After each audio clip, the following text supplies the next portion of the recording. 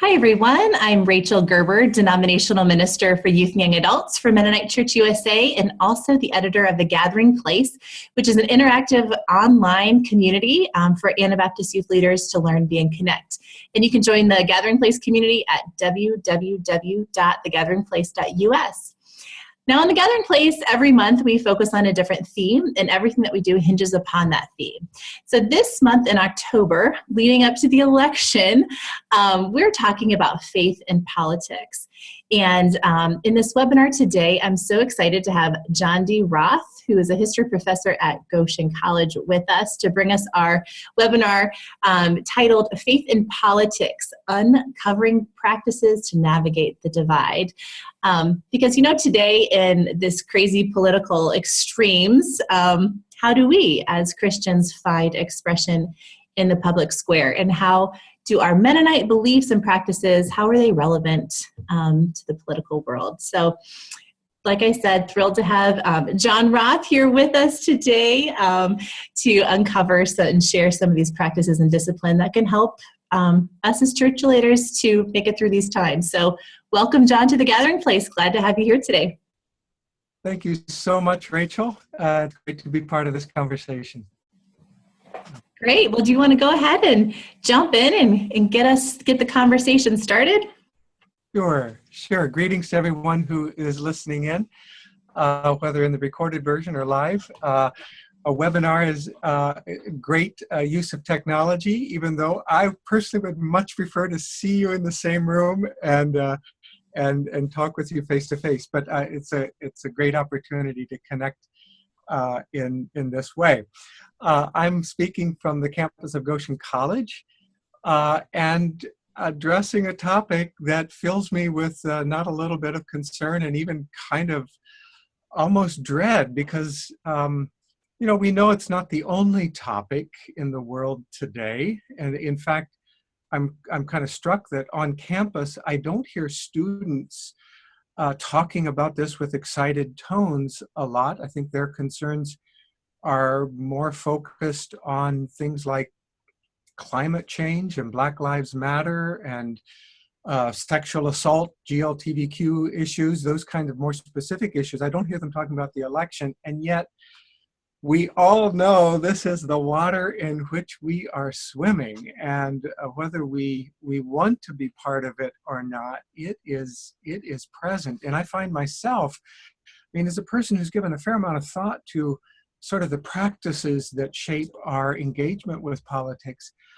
I find myself caught up in the 24/7 news feed mentality. So I'm clicking on news updates, and I go to Facebook, and my inbox is filling up with, have you seen this? And links to, and it's all it could so easily be all consuming.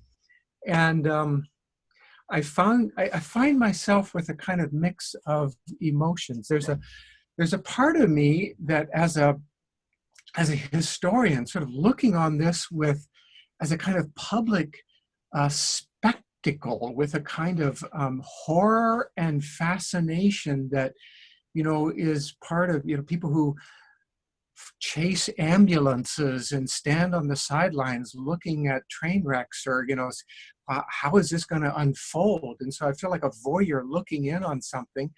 I also, perhaps like you, I feel fear. I have to just name that. I feel anxious about our country's future. Will the Union hold together? And will the deep divisiveness that's part of our political climate right now, was that going to just exacerbate the tensions we already feel within our church? Is this just going to be one more sort of wedge that drives us apart? And there's also, I guess, a part of me that is sort of close to deadening numbness. I'm just sort of ready to shut down and tune it all out. And I find myself on any given day sort of moving between all of those emotions. And in the midst of that, I don't have that many opportunities to actually talk with other Christians, other Anabaptist Mennonite Christians, about what's going on. So I really do applaud you, Rachel, for helping to create a small space where people can engage. I want to give a very general kind of context for how people in the Anabaptist Mennonite tradition have engaged politics in the past. And I want to offer three thoughts, three sort of themes that have come back to me, and put them out there for your own critique and reflection, knowing that in the short time we have, there's no way that we cover everything. And even as I hear myself talk, I realize just sort of how I'm tugging on certain threads of a really intricate knot. And so it's all it's all partial. It all is a kind of one angle on a really complex, multifaceted theme. The first general context is to remind us that almost from the beginning, people in the Anabaptist Mennonite tradition have disagreed on how Christians in this tradition should engage the state or politics, however you want to frame it. We have inherited from the 16th century a certain set of assumptions, a certain language, a certain vocabulary that sometimes carries forward. The simplest version of that is that this state is somehow an entity set apart from the church, that church and state are two fundamentally different things, that the state rules by the sword, it's about coercive power. The magistracy of the state might be ordained by God. It has a function to perform, punishing the evil, protecting the good. But that's not what Christians are called to be part of. And in baptism, we cross the great divide into the church, and the church is called to live apart from the state. And there is some of that language that I think is theologically coherent. There's a part of that bold clarity that I think we shouldn't lose sight of. But the fact is, especially in 21st century North America, we live in a different context, and we shouldn't just pretend that the language of the 16th century applies to us today. We live in a modern democracy, which at least in principle, gives the responsibility of statecraft to us, to the people. We have a rule of law. We have a state that does much more than just bear the sword. Modern states are part of a whole raft of what they engage in society in so many ways other than just coercive force. So we drive on highways that are funded with taxes. Our children attend public schools. I turn on my water faucet and I trust that the water that comes out is going to be drinkable, because somewhere in the state there is a person who tends to the water quality. And when those things go wrong, I demand an answer from my state. So all of that is to say that modern states are different than how the Anabaptists might have conceived the state. And so going forward today, we still have echoes, and I think legitimate echoes, of that strong separatist position that you will hear among Amish, conservative Mennonites, some Hutterites, even Mennonites up until maybe a generation or two ago would have been very skeptical of state involvement, probably wouldn't have voted, probably would have not encouraged their members to run for public office, would have avoided encounters with the legal system, and would have said something like, well, of course the state is going to use violence. That's what a fallen order does, but it is not our task to lecture the state on how it should run its affairs. It operates in a different realm. That voice is still around. I think in my circles, much more common is, maybe at the other extreme, is a call for active engagement.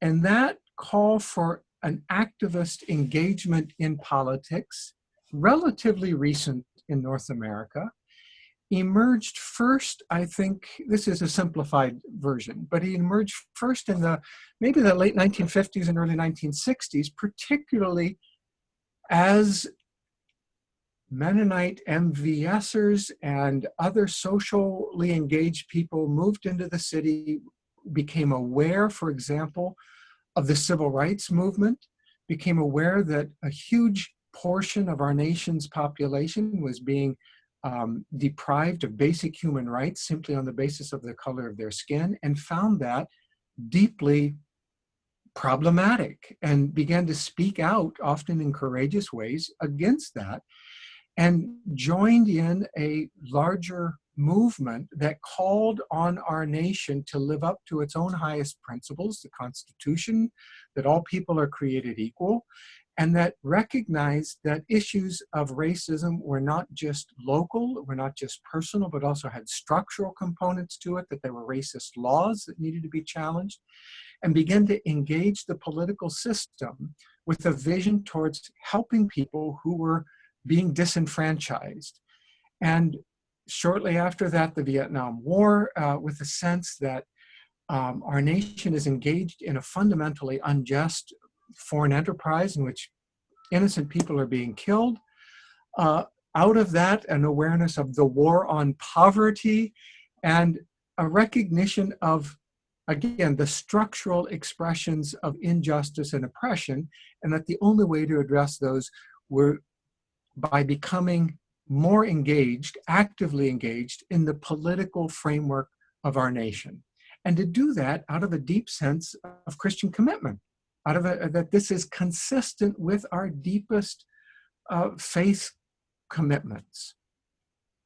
What I don't think people in the 1960s, the sort of progressive or left-leaning activists anticipated, was that in the 1980s, with the emergence of what came to be known as the moral majority, the Reagan era, other voices across America, but particularly in the Mennonite church, other voices who had traditionally been very skeptical about engagement in politics, began to make very similar arguments to say, yes, our faith convictions should be expressed in the public square. And yes, there are unjust structural realities that we must speak to. And they began to do that vociferously, albeit with a different set of political concerns. And so out of that emerged abortion, which many Mennonites saw as a completely consistent expression of a pro-life commitment. Concerns about marriage, concerns about religious liberty in public spaces, which in their view had completely, as I say, a consistent line of Anabaptist engagement and was a public expression of their faith commitments. And what had emerged by the late 90s was, I think, a reality in which, particularly during presidential elections, these voices within our own church began to speak with more and more conviction, each picturing itself as a prophetic minority, a lonely voice speaking out courageously into the wilderness, even though from the other perspective, they weren't lonely voices at all. They were simply reflecting the cultural context of their time. And so the red-blue divide that has come to characterize our nation, a cultural divide, I think is replicated in some unfortunate ways in our church as well. Most of us, if you would ask most people in congregations today, I think they would say, I'm not on any of those. I'm not a complete separatist. I'm not an activist progressivist. I'm not an activist conservative. I'm selectively engaged somehow in the political world, and that waxes and wanes with the political cycles. But most of the time, I have opinions about things, but I can't be categorized anywhere in these simplistic categories. And I think there's real strength in recognizing that most of us don't find ourselves anywhere there.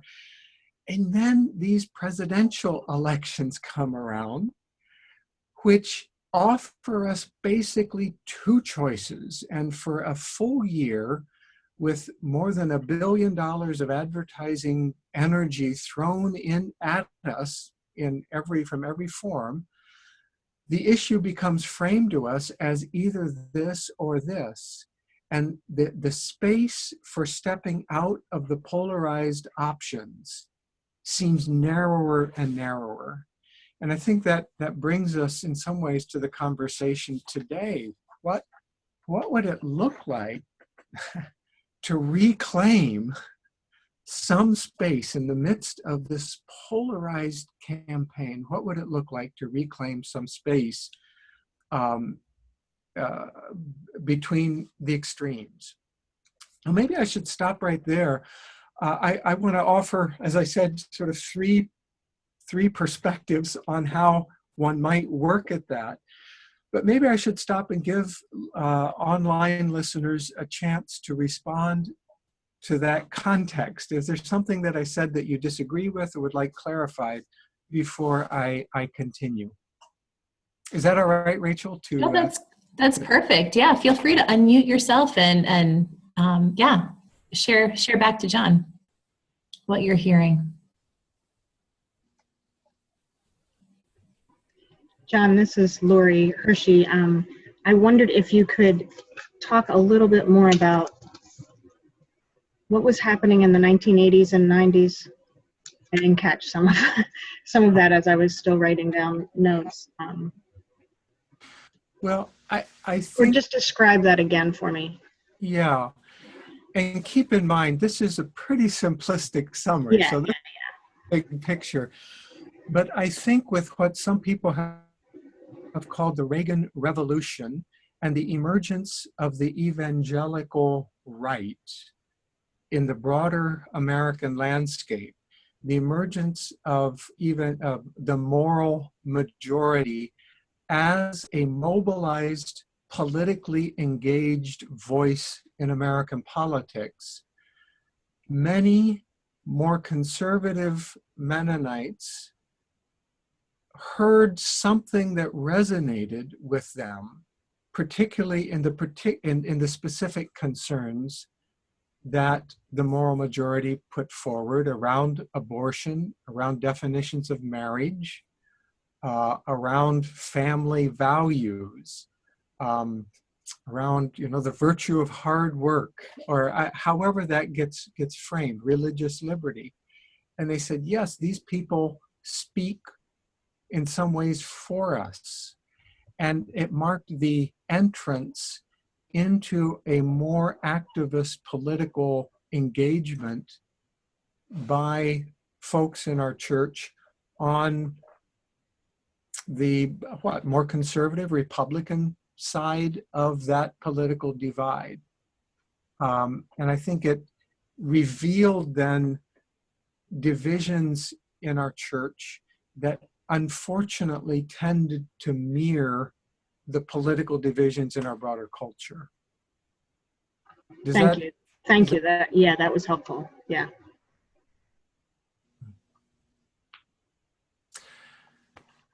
Anyone else want to challenge or clarify? John, I'm curious about the switch to just kind of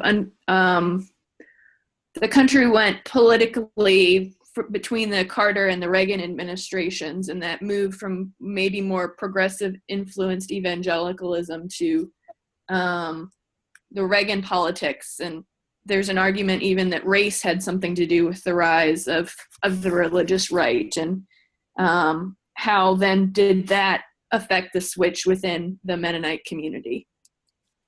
Well, as I said, there are multiple layers going on here. And just as I think there were more reasons that liberal progressive Mennonites entered into the political engagement. I think the hunger to be relevant among educated white Mennonites, the sense that we have been agrarian bumpkins for far too long, and we have educations, we know some things about how society ought to be run. The eagerness on the left for Mennonites to went beyond just civil rights. I think there are multiple motives. I also think on the right, there are always multiple motives, and the dynamics going on often are deeper than even what we ourselves fully acknowledge or are capable of acknowledging. So we are in currents. We are parts of streams that carry us along, sometimes in directions we never intended to go.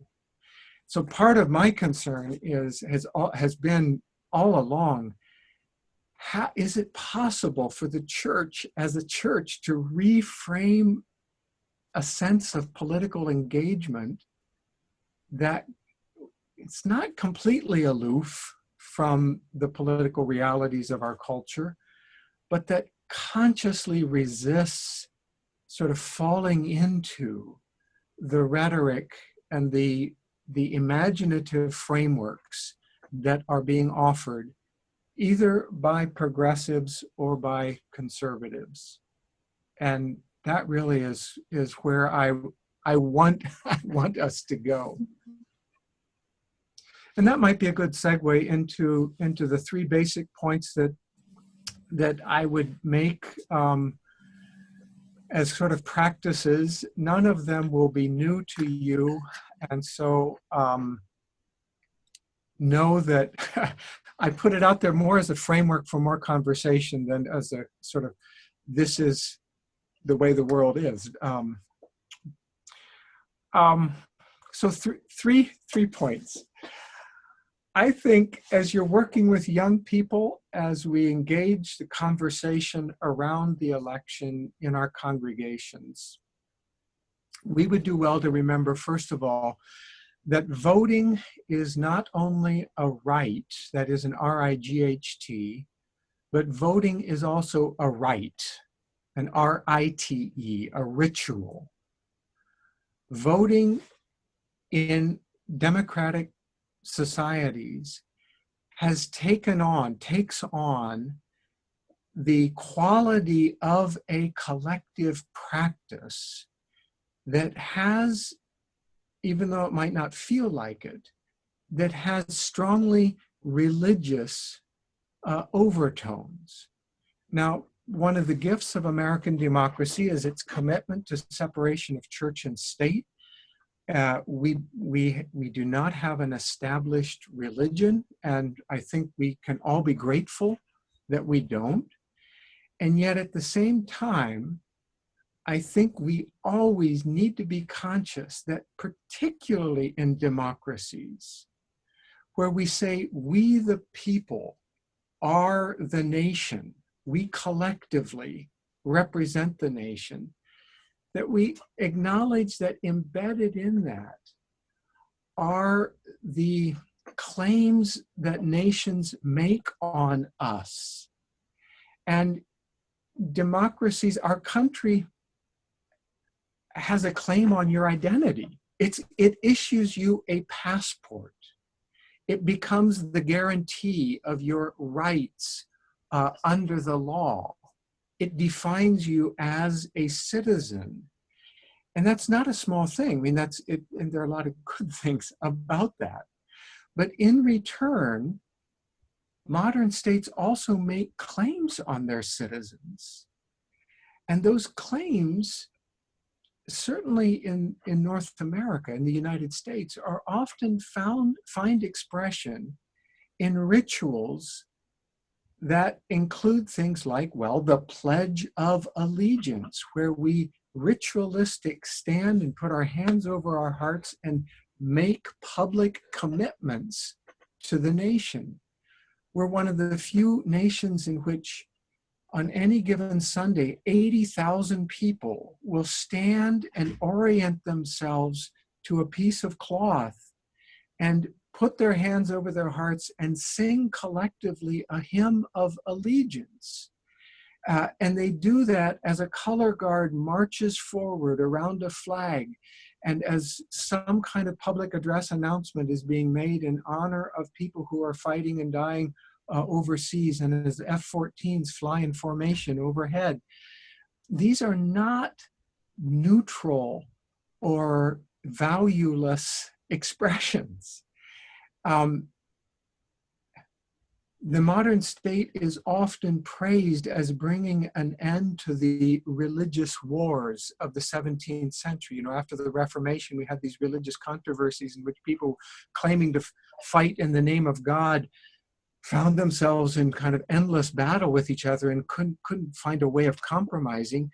And so the modern state emerges as the neutral arbiter in all of that, guaranteeing peace by insisting, in a sense, on the privatizing of religion and saying that, you know, in a secular context, we won't have religion driving people into the voting booth and then fighting with each other. And yet historians have also talked not so much of the decline or disappearance of religion, but the migration of the holy. So we no longer have a universal church, but the state has made claims on us that the church used to make. It's the state that makes claims about ultimately who we die and kill for. And that might sound like a whole lot of overblown abstract rhetoric, and we don't see it very often. And I'm not trying to demonize the state at all. But as you work with young people, I really hope that you can help them recognize that you are part of a system that goes way beyond where you stand on some continuum of Democrats versus Republicans or progressive versus liberals. Those are important decisions, they're important distinctions to be made, but all of that is encapsulated within a much larger system that we should be attentive to. And as Christians who in the Anabaptist tradition have proclaimed with the psalmist in Psalm 24, the earth is the Lord's. The earth is the Lord's. As Christians, we know that when God looks at the world, God does not see the map, you know, in different colors according to the nations. He doesn't see the 49th parallel that separates. God looks at the world, and God's primary activity in the world is in the body of Christ. That is the gathering of Christian believers whose identity is so much bigger than the national boundaries that define us. It's almost, I think, impossible for young people to fully appreciate what that means. But when you are baptized into the body of Christ. And that baptism is a kind of, it's a kind of tattoo that stays with you and matters at least as much as your passport. And that you should be attentive to the fact that your identity is at least as much with brothers and sisters in other parts of the world as it is with the United States of America. And how do we make that real? I don't know. I care deeply about Mennonite World Conference. I think Mennonite World Conference is a great framework for holding before us the fact that, no, we're not alone in this. We have Christian brothers and sisters elsewhere, the work of MCC, Mennonite Mission Network.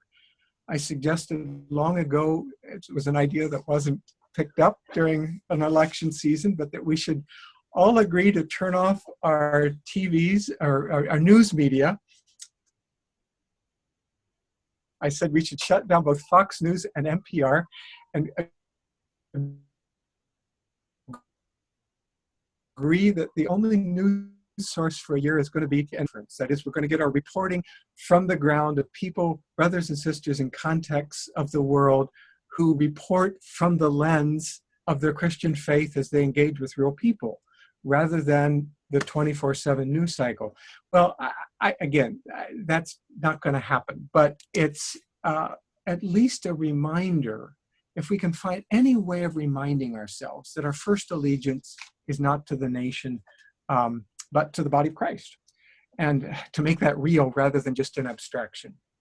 Okay, that was a rant that went too long. Sorry about that. I'll try to be more concise in the next 2 points. Point 2, we have a ministry of reconciliation. If you ask what it means to be a Christian, and especially a Christian in the Anabaptist Mennonite tradition, I'd say it means to be a minister of reconciliation, of asking where are there divides in the world, and what role do I have in helping to heal wherever there is a division or a fracturing or a disruption or brokenness. We know how broken the world is, and elections reveal just how deep and debased our political discourse is and the society that it reflects. We've heard over and over again the debasement of our political discourse, basket of deplorables on the one hand, and I don't need to list all of the ways in which that divide has been reinforced on the other side, whether it's along gender, race, class,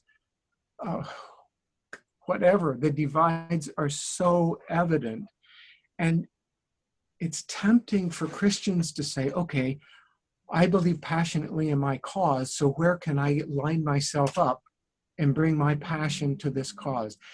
I think precisely where we see divides, it's an opportunity for Christians, for Anabaptist Mennonites to say, how do we step into the gap? What would it look like to occupy the space between the divide and be ministers of reconciliation who work at building bridges? This election is not going to be over. I mean, the election will be over on November the 8th, but the divisions are not. I mean, our country is still going to bear all of the memories and the resentments and the caricatures that we've had up until now. And so in many works, if you think the election, your task is to pull a lever, and now you fixed, the nation, that's just wrong. The healing work that needs to happen is going to continue.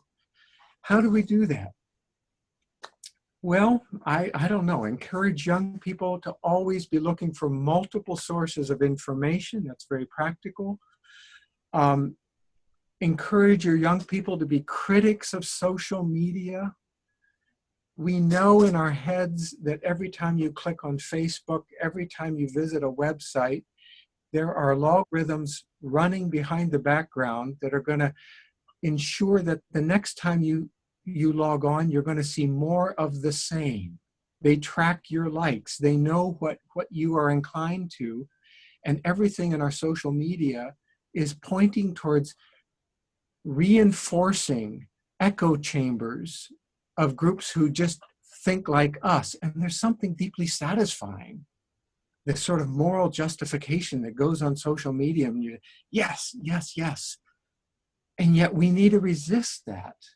I think we need to confess, as Mennonites, as Christians, we need to confess the role that we have played in the social divides, the cultural divides, the racial divides that are part of our nation. And we need to start practicing empathy, which is a really hard thing. I mean, basically, we need to practice loving our enemies. We don't think, perhaps, in political campaigns of the opposition as our enemy, but just ask, who is the person, who is the group who is most in need of your wisdom? Who is the person who needs to hear what you have on your mind? And if once you identify that group, the people who need to hear what you have to say, you are taking a step at least towards identifying who the other is.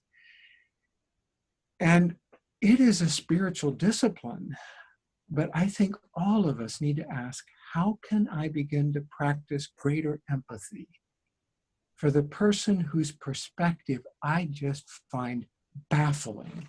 I find offensive. I find heinous. This is not the same thing as pity.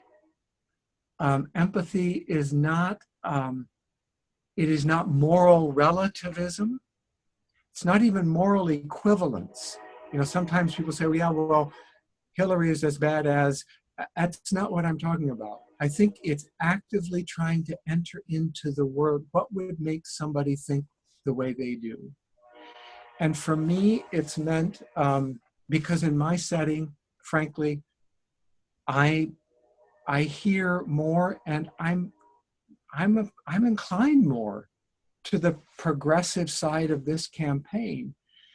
And so I can offer for recommendation to my colleagues books like J.D. Vance's The Hillbilly Elegy, a memoir of family and culture in crisis.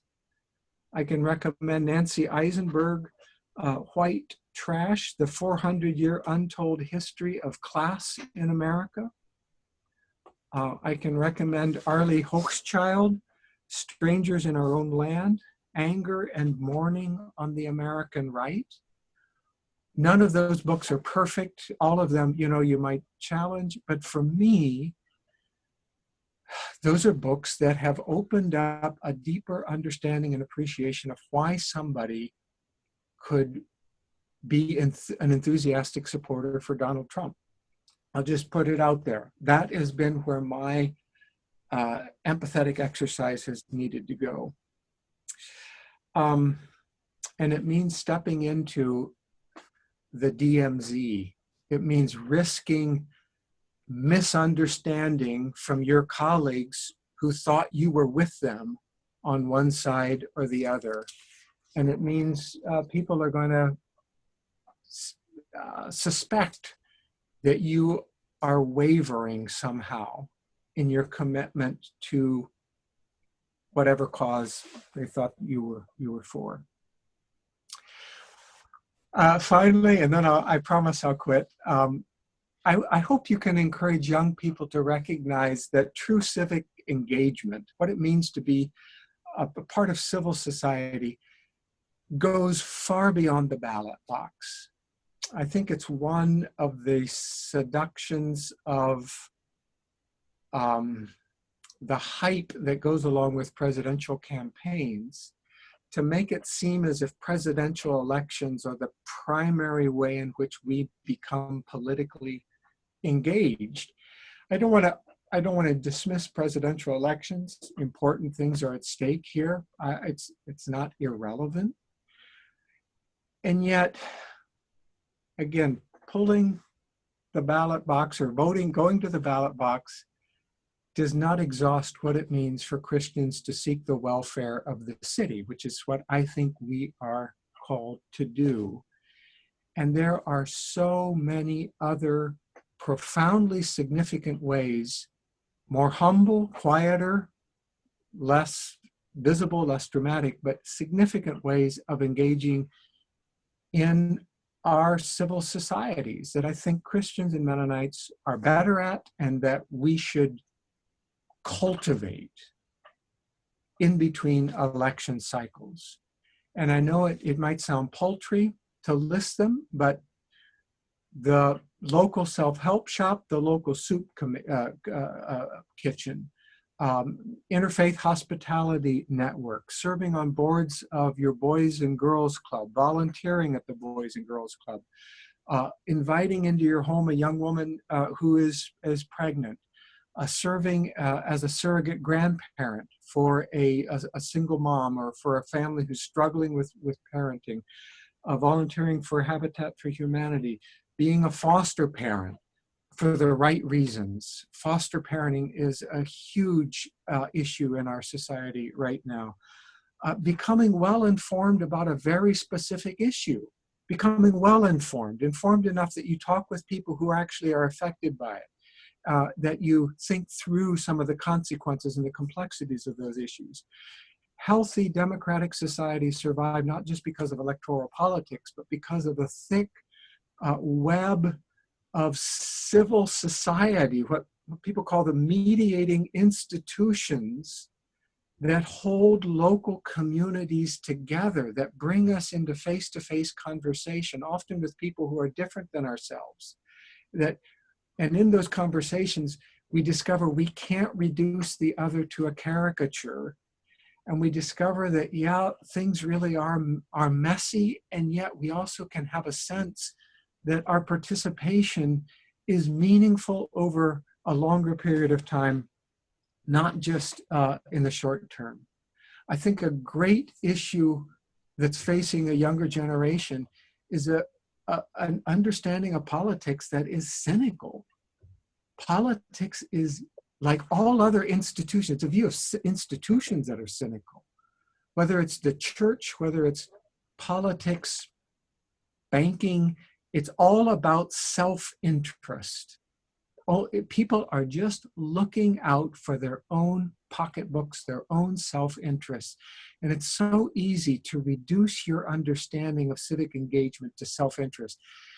If you think about these other smaller community organizations as meaningful ways of engaging, you suddenly are confronted with examples of people who are true civil servants, people who are serving not out of self-interest, but on behalf of the well-being of their communities.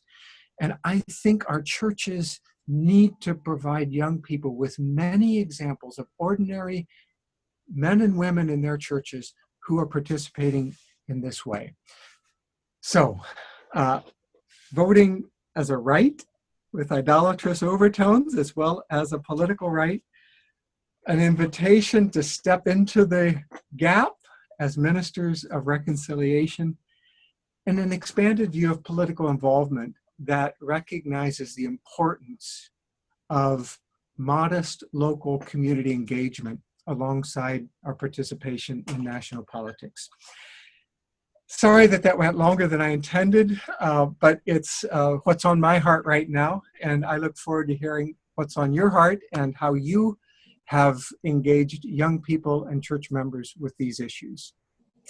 Thanks, John. That was very comprehensive, and I think, wildly interesting, especially hearing not only the history of it, but then also the practicality of how do we invite folks from our congregation to step into that middle space between either or, and especially to practice that spiritual discipline of empathy.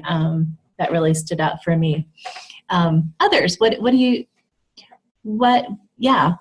sort of rose to the surface with what John was saying? I'm wondering, John, if you have any thoughts on election night communion. Yes. Thank you so much for bringing that up. That was somewhere in my notes that just went right by me. I am a huge fan of election night communion.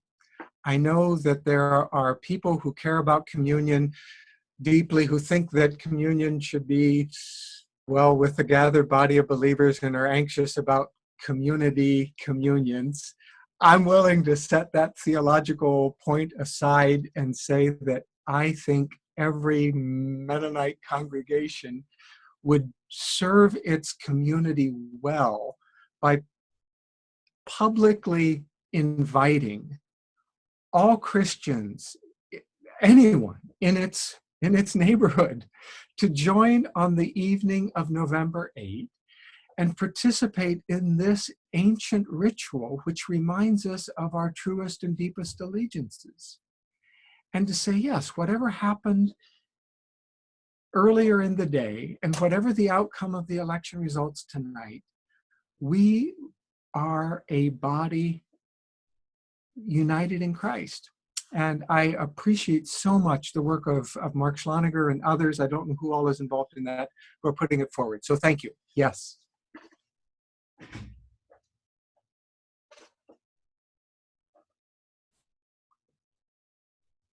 I didn't mean to end the discussion with that emphatic endorsement.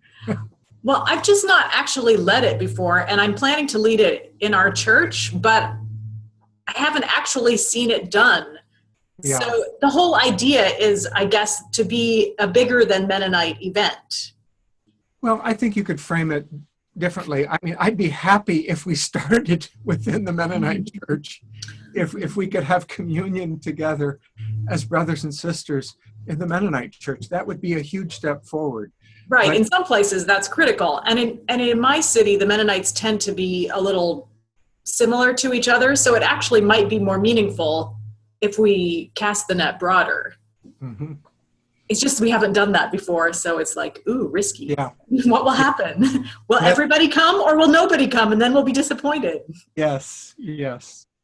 Well, as long as Christ comes, that's the important thing. I guess that's the main thing, isn't it?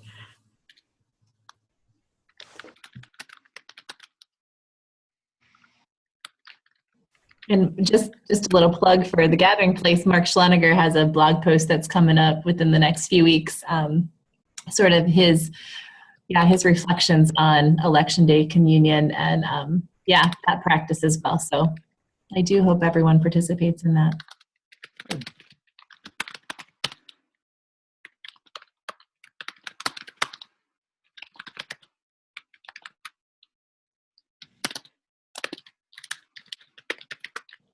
Other thoughts?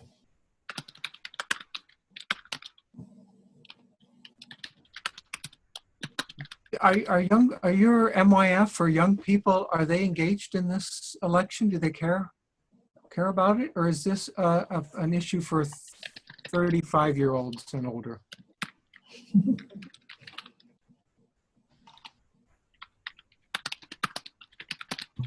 What do you think?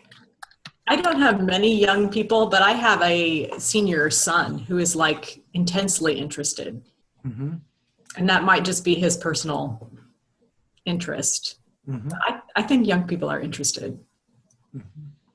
But I think they're also worried. They pick up on the parental ideas. Sure. Mm-hmm. I just find it really interesting about how to need to be careful of how I don't know what I say and sort of like what is my own model that I'm offering to my children. My oldest is in 4th grade, so but it's just it's hard because it's so easy to demonize the other party, and how do we do that in like you said, in this practicing empathy and yet also trying to also teach and share our faith and values and what's important. And I find that to be a struggle. I find my kids they're on board with what I say, but also trying to not aid in the polarization too. Mm-hmm. I'm curious what some of you, I don't know if you teach MYF classes or not, but I saw yesterday, as part of the news media coming my way, I watched the clip of Michelle Obama's giving a speech at a college in New Hampshire. Could you imagine showing maybe just the first half of that speech? I mean, it becomes quite clearly she's stumping for Hillary Clinton. That's clear, and it's part of the context too. But I thought there was such a direct, from the heart addressing of issues, particularly around our bodies, around gender, around how men and women, young men and women, understand each other, and that laid out some issues.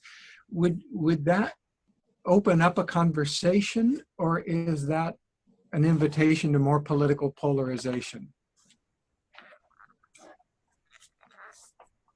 I think in my context, I'm in Philadelphia, and so I also resonate with who was speaking before. We're primarily the Mennonites in Philadelphia, although I can't say that for all of them, would probably be more progressive. Our church especially. Our kids hear this in school and engage across different religions as well as ethnicities, and it's just a different context than what I grew up in. And so I see the difference in that.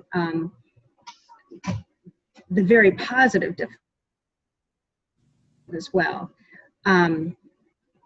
So I could see definitely our youth group having conversations around this. I think that the boundary would be to not make it all be about how we can talk bad about Trump. And maybe that's a bad idea. I mean, maybe that suggests a bad idea. No, but I think like I have an 8th grader as well, and so they're studying the political process in general and how our country has the voting and all of that. And so we've had a lot of conversations, and one time she just said, "Mom, do you remember like an election like this where one candidate really doesn't seem like they are fit to be in president? Like it's so like they're saying all these things." And I, so we stepped back and talked about the broader context of like politics in general. You're going to have people are doing this for self-interest. I mean, unfortunately, this is not the church. We're not talking about, this is politics, and talk through some of the complexities on either side, Democrat or Republican or independent. There's going to be lies, so to speak, or, ways that people use their position for not the good of the whole. But it opened up conversation to be able to talk about but as a church, I feel like we're being called to be the church no matter who is in leadership. And no matter what party is in leadership, we continue to be the church, and we offer kind of some of those ways that you were talking about, like ways to locally engage in some of these social constructs that aren't working for everyone. And how can we as a church be that place that keeps that voice of Christ alive, as all are welcome and everyone needs to be that reconciliation piece. Mm-hmm. I don't know that I answered your question exactly, but I think kids that I'm seeing are very interested in the process, and a little bit like, is this how it always is? And I honestly have to say, no, I don't remember it being quite this. It's just bombastic in some ways. Yeah. And again, maybe the suggestion of that speech isn't helpful in a church setting. What I'm concerned about, and I think what you just said, is that young people don't assume the normalization of this as part of what it means to be in the public square, that we some way of challenging the incivility of the rhetoric that, and perhaps especially around the question of race and sexual abuse. So helping young people ask, what would it feel like? Maybe this is part of the practice of empathy. What would it feel like to hear this if you were a Muslim, a recent immigrant, a woman, a white person who has just been dismissed out of hand because they raise questions about Hillary's emails or however it gets framed, but that we don't have to accept as normal the discourse that we hear every evening. Right, and I think, I guess part of what I see is that, so kids have already seen that, the speech of Michelle Obama in my context, and so to bring it into the church, I think is a positive thing, and like, let's talk about it together, because what I'm seeing is, kids are seeing all of this. It's not like they're indifferent and not paying attention, but then how can we bring that into like conversation with the church? So I like your idea. That's good. John, do you have any final thoughts? Well, I just appreciate very much the last comment of bringing it into the church. You know, I'm thinking loud here. When I mentioned this Michelle Obama speech, I was moved by it. But you're absolutely right. Bringing it into the church is an opportunity to, why do we regard every human being with dignity?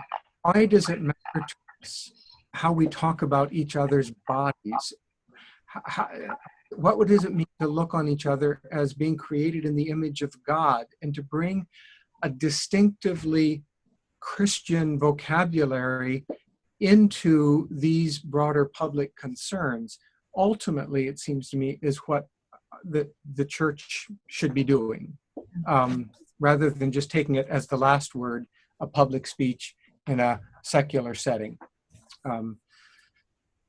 So it's not really a last word, but there are no last words, probably. It's a good reframing. Absolutely. Well, we're so grateful for you taking an hour out of your day to engage this topic that's so pertinent right now, and at least giving us some tools and handles in which we can have conversations with our local congregation, as well as inviting our youth and church leaders to how to stand right there in the middle. So I'm so appreciative of your wisdom and the work that you offer towards this. So thank you, John.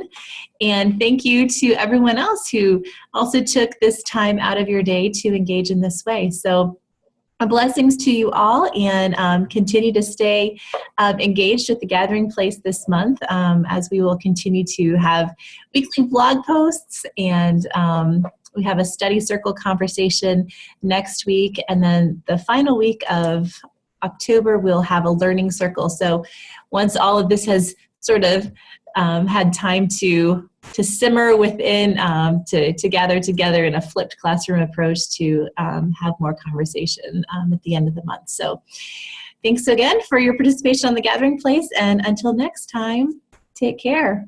Bye, everyone. Bye-bye.